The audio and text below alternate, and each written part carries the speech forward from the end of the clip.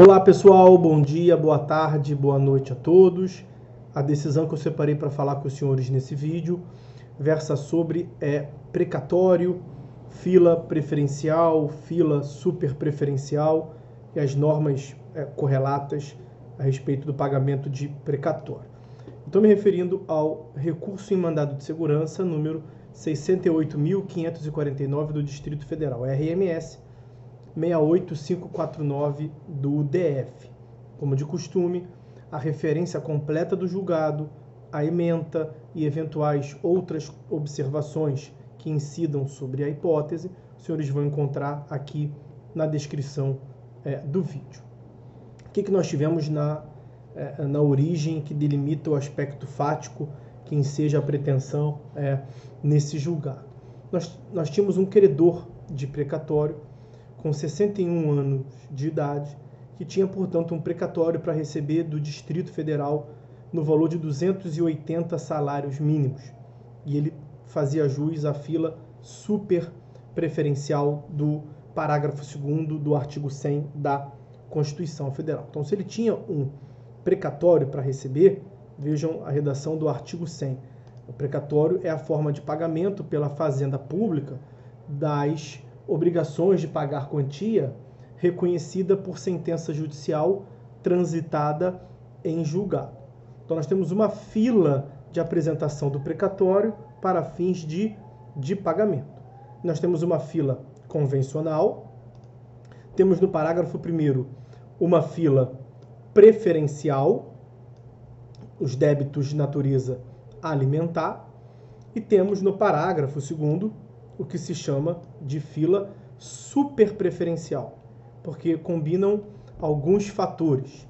Débito de natureza alimentícia, que tenha como beneficiário pessoa de idade igual ou superior a 60, pessoas portadoras de doenças graves ou pessoas com deficiência. Nesses casos, a pessoa recebe em primeiro lugar. É a fila mais rápida, é a fila super preferencial. Muito que bem. Ele tinha um crédito a receber, portanto, do Distrito Federal, e ele tinha direito a essa fila super preferencial. No caso dele, no caso julgado, tinha ainda um outro fator, que era a incidência de normas lá do ADCT. O artigo 101 e o artigo 102 do ADCT tratam do regime especial. E aí o parágrafo 2º do artigo 102 prevê que na vigência do regime especial, previsto no artigo 101 desse ADCT, as preferências relativas à idade, ao estado de saúde, à deficiência serão atendidas até o valor equivalente ao quíntuplo do RPV. Isso porque no parágrafo 2º, que prevê essa fila super preferencial, consta que essa fila super preferencial faz com que a pessoa, o credor, receba preferencialmente na frente dos outros, mas não necessariamente toda a integralidade do seu crédito. Ele faz jus a receber até no parágrafo 2º do artigo 100, tá? Ele faz jus a receber até 3 vezes, quer dizer, o triplo do valor fixado pelo ente público para fins de RPV. A leitura combinada do 100 parágrafo 2º com o parágrafo 3º e com o artigo 87 do ADCT. O artigo 100, parágrafo 3º da Constituição Federal e o artigo 87 do ADCT tratam do RPV. O RPV é uma exceção ao precatório. O credor não recebe por precatório se for uma requisição de pequeno valor. Artigo 100, parágrafo 3º, artigo 87 do ADCT. Se não for uma requisição de pequeno valor, se superar a definição de pequeno valor, aí ele recebe, a princípio, por precatório. E aí incidirá essas filas, a convencional, a preferencial ou a super preferencial para fins de recebimento. E na fila super preferencial, ele recebe, como regra, até 3 vezes o valor definido para RPV, o triplo do valor do RPV. Só que nesse regime especial, nesse período, o artigo 102, parágrafo 2º do ADCT, previa que ele poderia receber até o quíntuplo do valor do ADCT. E aí vem o cerne da questão. Porque no Distrito Federal, o valor do ADCT, o valor do RPV, no Distrito Federal, o valor a título de RPV era de 10 salários mínimos. E ele tinha excepcionalmente o direito a receber o quíntuplo. Então ele recebeu dos 280 salários mínimos, ele recebeu de modo super preferencial a quantia de 50 salários mínimos. Mas olha que coisa que aconteceu nessa hipótese. No mês seguinte ao recebimento do valor quíntuplo de 10 salários mínimos, o valor do RPV no Distrito Federal dobrou de 10 para 20. Foi editada uma lei no mês seguinte ao do recebimento da quantia por esse credor, aumentando de 10 para 20. Então, se ele teria direito a receber o quíntuplo do valor do RPV, e ele recebeu o quíntuplo de 10, o que ele fez? Ele pleiteou o recebimento da diferença. Ele teria direito ao quíntuplo de 20, que representaria 100 salários mínimos, mas ele recebeu o quíntuplo de 10, 50 salários mínimos, ele pediu, portanto, o recebimento dessa diferença. Ao invés de 50, nesse cômputo, ele queria receber 100 salários mínimos e pediu, portanto, o recebimento da diferença, que eram 50 salários mínimos. No tribunal de origem, tanto o juiz quanto o tribunal indeferiram ao argumento de que não é possível fracionar e receber crédito com superpreferência no mesmo exercício financeiro por mais de uma hipótese. Esse foi o fundamento que utilizou o tribunal local. E aí a questão chegou até o STJ por meio desse RMS. E qual foi a conclusão ao qual chegou o STJ? Que ele teria direito sim ao recebimento da diferença, porque nessa hipótese ele não está se utilizando, ele não está tentando utilizar a superpreferência em mais de uma vez. Ele está pedindo tão somente a complementação, que houve uma mudança na lei de regência. O STJ tem alguns julgados relevantes para essa controvérsia, que eu vou citar aqui 2 deles. O primeiro deles é o agravo interno no RMS 61.014. E o que o STJ afirmou nesse caso aqui? Direito de preferência, artigo 100, parágrafo 2º da Constituição Federal.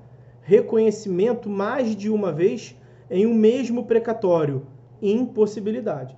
Foi esse julgado aqui que o juiz e o tribunal local se utilizaram para indeferir o pleito do credor ao recebimento no mesmo exercício financeiro da diferença.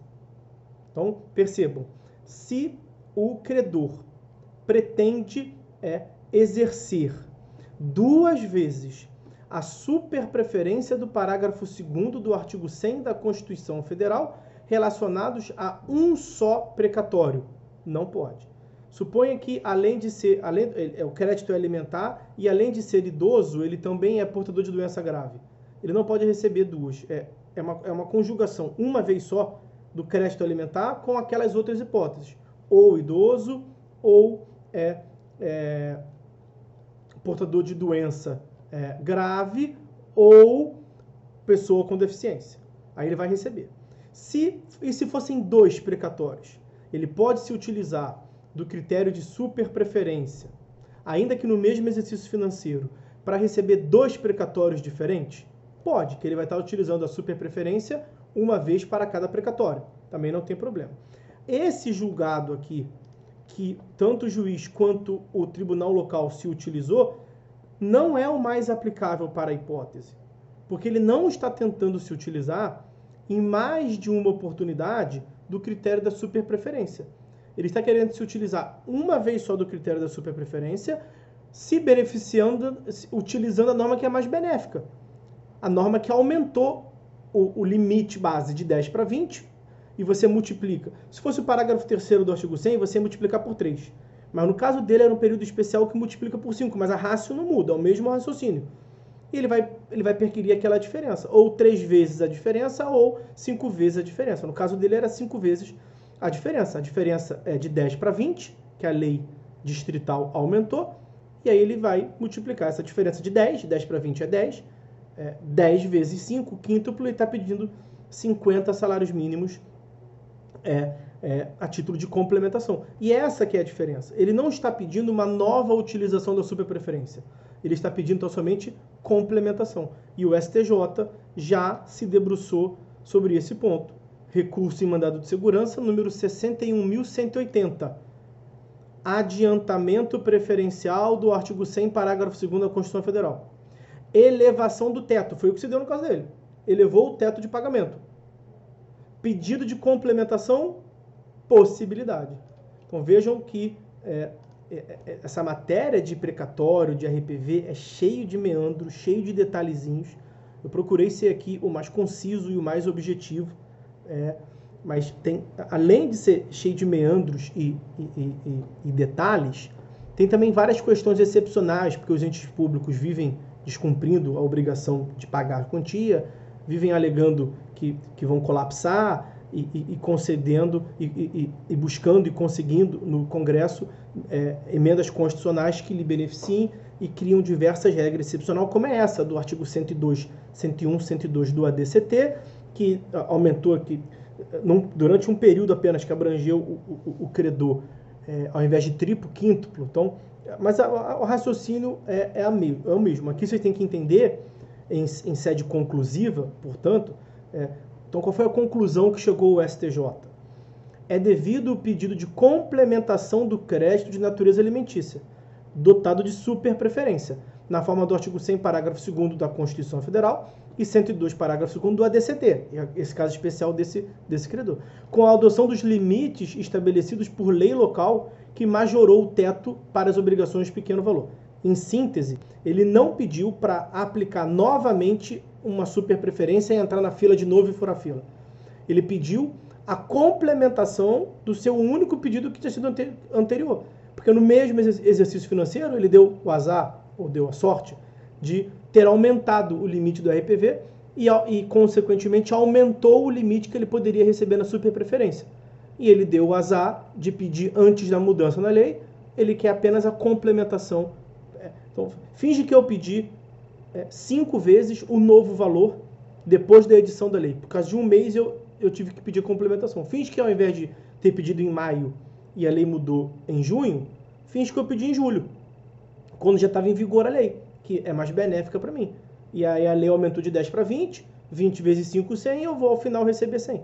Foi isso que ele fez na prática. Ele pediu quíntuplo de 10, 50, e depois pediu a diferença de 50 para 100, mais 50. Esse é o raciocínio desenvolvido aqui pelo STJ nessa questão, que eu procurei ter mostrado para os senhores, mas era só isso que eu queria falar. Por hora é só. Fiquem com Deus e até a próxima.